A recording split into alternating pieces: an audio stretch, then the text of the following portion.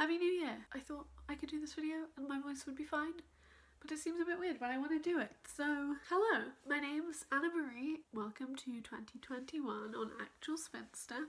I'm going to do a video that I've done for the past, well, this will be the third year that I've done it, where I make like the sort of best books of the year, but I do kind of like weird superlatives-ish. And it was inspired by Claire Reid's books, and I'll leave like the links to the previous years and also her videos in the description box. One final note is that I don't have what I normally film with, so I hope this is adequate.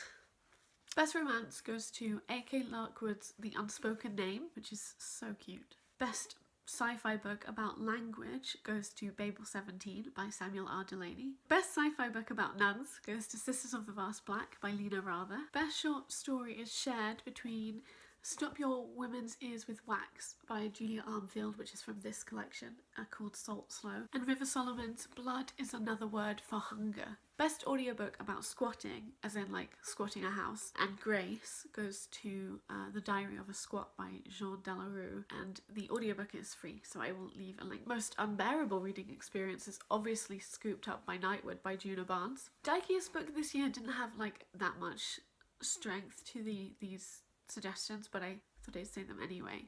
Emma's chapter in Girl, Woman, Other by Bernadine Evaristo, Lolly Willows by Sylvia Townsend Warner, and Saltfish Girl by Larissa Lai. But none of them quite captured it. I think part of it is that I haven't read a Sarah Schulman book this year, and so like there's a big gap. Best reread of the year goes to We Have Always Lived in the Castle by Shirley Jackson, which was just brilliant. Most charming protagonist is Scooped Up by Morrigan Crow from Nevermore. Best book about spinsters is obviously Lolly Willows by Sylvia Townsend Warner. Most recommended book and best book about angels goes to Loat by Shola von Reinhold, which also scoops up best book about the archives alongside Geordie Rosenberg's Confessions of the Fox. And Confessions of the Fox also grabs best or potentially worst book to read in a pandemic alongside In the Vanisher's Palace by Aliette de Bodard. Both of these are set during times when there's like plague.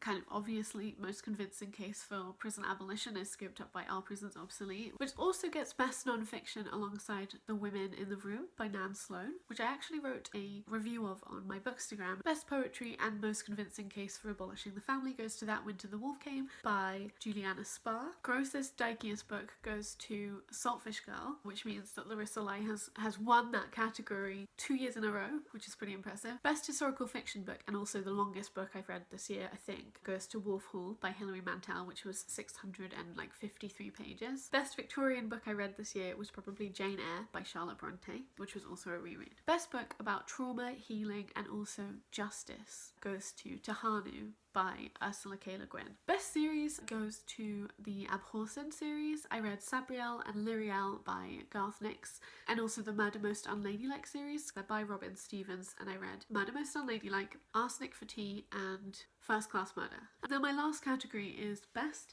book about the new woman that I thought very intensely about for months.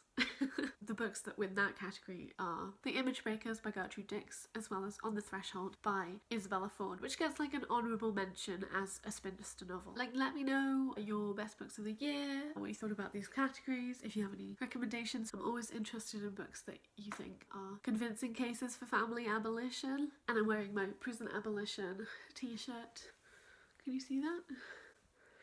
To celebrate and to make a wish for abolishing prisons in 2021, and I really hope you have a lovely year. I did want to say thank you so much to everybody who has like commented on my videos or talked to me about them. I really appreciated that. I think it's super lovely to be here. I really like doing this, even though I don't do it very often. Hey, editing Anna Marie just hit because my camera/phone cut me off and then I couldn't record anymore. I was just saying thank you very much for being here and sharing your time with me, and I really hope that 2021 is a better year for everybody. Love you.